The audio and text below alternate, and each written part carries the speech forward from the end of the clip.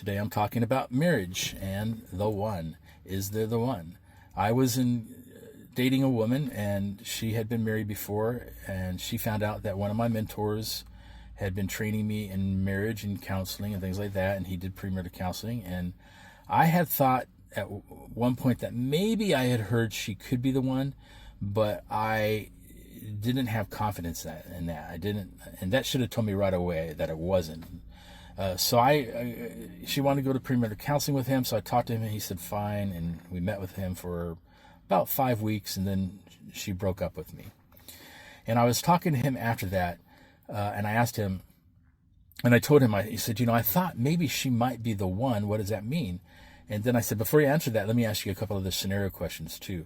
And I said, what if she is the one and she marries somebody else?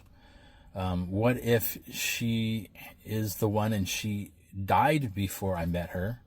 What if she was just never born because her parents aborted her? And then he looked at me and he said, there's many possible ones. And at the time I thought that was just a really big cop-out.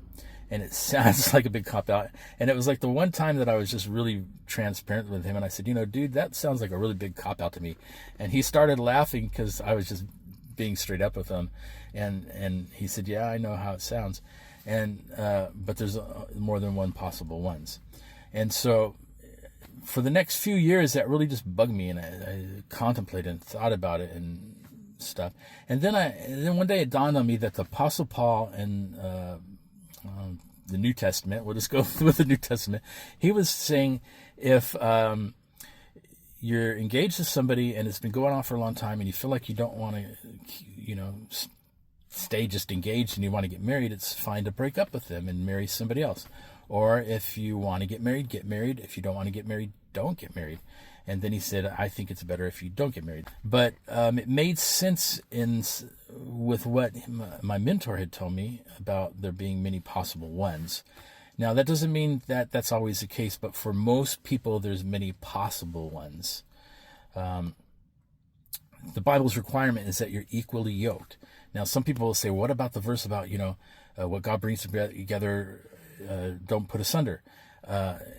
Thinking that means that God's bringing them together, like the one. But what that's actually talking about is sexual intercourse in marriage and the soul tie that gets created and the bond, spiritual bond, when you have that kind of intimate relationship with a person. Yeah, so there's many possible ones. So I just want to release you into that freedom.